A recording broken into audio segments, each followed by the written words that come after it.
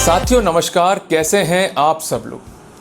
आज डिस्कस करूंगा धारा 53(b) वर्सेस धारा 17(a) वर्सेस धारा 482 सीआरपीसी। अगर किसी व्यक्ति पर धारा 53(b) पीसी एक्ट के तहत एफआईआर कट गई है तो यूजुअली क्या होता है कि धारा 17(a) का प्ली लेते हुए हम लोग हाई कोर्ट चले जाते हैं। बट प्रॉब्लम क्या है कि 17(a) का बड़ा ही कॉम्प्लिकेटेड इंटरप्रिटेशन निकल के आया है जो हमको पता ही नहीं है। हमको लगता है कि भाई चूंकि प्रावधान है उसका उपयोग करो और फ़ायदा जो है ले लो।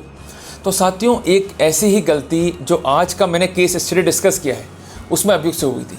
उसको पता ही नहीं था कि 17(a) को कैसे प्लांट करना है, 17 का फ़ायदा जो है कैसे लेना है, एंड अल्टीमेटली उसको जो है कॉन्सिक्वेंस फेस करने पड़े।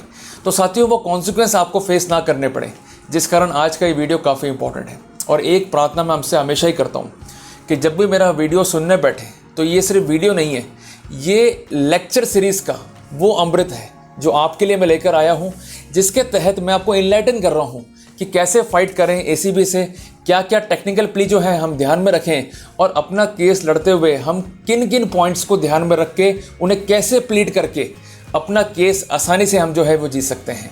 तो साथियों, जैसा कि मेरी स्टाइल है कि हमेशा ही मैं प्रेजेंटेशन के माध्यम से अपनी बात को रखता हूं, तो मैंने आज भी इस टॉपिक को by the way of presentation जो है डिस्कस किया है और उस कानून का नाम भी आपको लिख कर दिया है जिसके तहत 17(a) का रिसेंट इंटरप्रिटेशन किया गया है।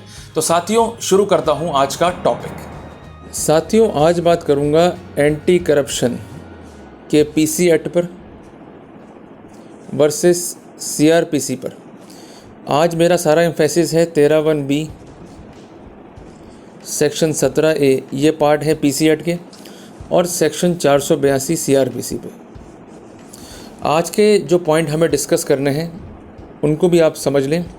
सबसे पहली बात, अगर किसी व्यक्ति पर धारा 53(b) का चार्ज है तो क्या 482 सीआरपीसी के तहत जाकर उसे क्वैश कराना चाहिए।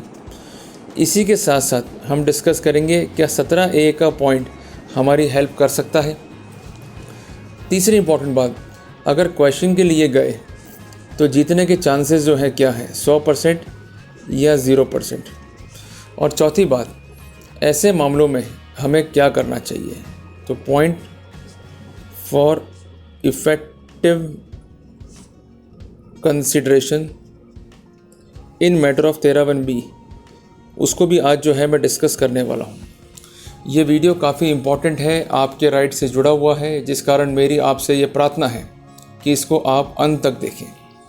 सबसे पहले मैं बात करूंगा सेक्शंस की। अगर आप किसी मंदिर में जा रहे हैं और मंदिर का आपको इतिहास ही नहीं पता तो फिर आगे जब भी हम चीज़ों को देखेंगे तो हमें समझ ही नहीं आएगी, तो वो सिर्फ दर्शन हो जाएंगे। पर अगर उसका इतिहास पता है, उसके बारे में जानकारी है, तो जो आनंद आएगा वो अलग ही तरीके का होगा। तो फैक्ट्स के साथ साथ या उससे पहले मैं डिस्कस कर रहा हूँ इन तीनों धाराओं को कि इनके स्कोप क्या क्या है। उसके बाद मैं डिस्कस करूँगा एक केस के फैक्ट को, उसमें अक्यूज के क्या कंटेंशन रहे और आपको करना क्या है यदि आपके साथ भी ऐसी ही समस्या है। तो साथियों, धारा 53(b) जो है ये पनिशमेंट प्रिस्क्राइब करती है for the prosecution of those public servant जिनके पास ऐसी असेस्ड हैं जो अनअकाउंटेड है, चाहे वो प्रॉपर्टी हो चाहे वो मनी हो। उनके जो नोन सोर्सेज हैं उनसे ज़्यादा अगर उनके पास में असेस्ड हैं तो ऐसी स्थिति में धारा 53(b) जो है वो एप्लीकेबल हो जाएगा। अब धारा 17 की बात हम कर लेते हैं। ये इनिशियली पीसी एक्ट में नहीं था और धारा 53(b) भी पीसी एक्ट में इनिशियली नहीं था। इन दोनों को ही 26 जुलाई 18 को by the virtue of amendment जो है वो जोड़ा गया। 17(a) प्रोटेक्शन प्रोवाइड करता है पब्लिक सर्वेंट को कि उनका अनलॉफुल हैरेसमेंट ना हो किसी इंक्वायरी या इन्वेस्टिगेशन में जो एसीबी के द्वारा की जा रही है। 17 कहता है कि यदि कोई इंक्वायरी या इन्वेस्टिगेशन एसीबी के द्वारा की जा रही है और आपके डिपार्टमेंट का अप्रूवल नहीं है और मैटर जो है पीसी एक्ट के तहत है, तो ऐसी स्थिति में कोई भी इंक्वायरी, कोई भी इन्वेस्टिगेशन नहीं होगा जब तक कि डिपार्टमेंट की अप्रूवल ना मिल जाए। और इसमें कई कानून जो है बने हुए हैं, राजस्थान हाई कोर्ट का भी है, दिल्ली हाईकोर्ट का भी है। अब महत्वपूर्ण बात यह है कि 482 सीआरपीसी क्या है।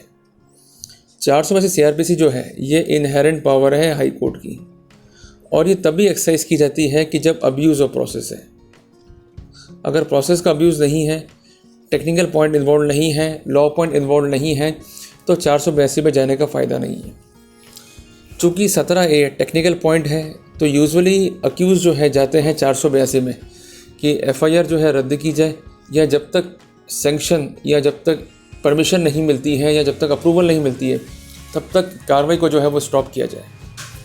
साथियों, एक ऐसा ही मैटर मद्रास का है। इम्पॉर्टेंट क्या है कि जो व्यक्ति है ये पब्लिक सर्वेंट है और असिस्टेंट डायरेक्टर है रूरल डिपार्टमेंट के अंदर। इसके विरुद्ध जो है एक कार्रवाई पेश हुई जिसमें लिखा गया कि इसके पास काफ़ी भारी मात्रा में असेस्ट है, प्रॉपर्टी है, मनी है, और जो कि इसके नोन सोर्सेज से जो है काफ़ी ज़्यादा है। इस मामले में अल्टीमेटली एक ड्यू इंक्वायरी होल्ड हुई और ड्यू इंक्वायरी के बाद में एफआईआर धारा 13(1)(b) के तहत रजिस्टर्ड हुई। ये व्यक्ति जो है हाई कोर्ट गया और इसने सबसे महत्वपूर्ण पॉइंट रेस करा 17A को लेकर। हालांकि एक एडिशनल पॉइंट और भी रेस हुआ था, वो हमारे काम का नहीं है, पर हमें अभी जोर देना है मुद्दे के ऊपर कि इसने इफेक्टिव रूप से 17A का पॉइंट जो है रेस किया, और इसका ये कहना था कि मेरे मामले में फर्दर इंक्वायरी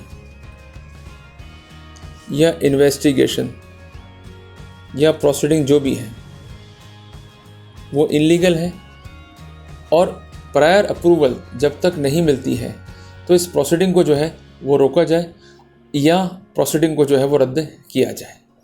और स्पेसिफिकली धारा 17A पर इसने रिलाई किया। यहाँ पर इसका अपोज जो है स्टेट ने किया। स्टेट का ये कहना है कि ऑफेंस जो है वो सीरियस है। दूसरी इंपॉर्टेंट बात कि 17A का लाभ केवल उन व्यक्तियों को दे सकते हैं जो ऑनेस्ट हैं या जिनका वर्क जो है और जिनके ड्यूटीज़ पर कोई क्वेश्चन मार्क है, उस कनेक्शन में यदि करप्शन की स्थिति निकल के आ रही है तो वहाँ पर ही लाभ मिल सकता है, अन्यथा कोई भी लाभ जो है वो 17A का नहीं मिलेगा। तो हाई कोर्ट ने यहाँ समस्त स्थितियों का इंटरप्रिटेशन किया और एक इम्पॉर्टेंट पॉइंट जो है हेल्ड डाउन करा कि 17A को इंसर्ट किया गया है to protect the public servant from being harassed, और यदि उनकी ड्यूटी या उनका वर्क का नेक्सस है एलिज्ड ऑफेंसेस के अंदर तो ही उनको प्रोटेक्शन मिलेगा, अदरवाइज नहीं मिलेगा। तो इन सब बातों को कंसिडर करते हुए 17A का लाभ नहीं दिया गया और 482 की पिटीशन जो है वो खारिज की गई।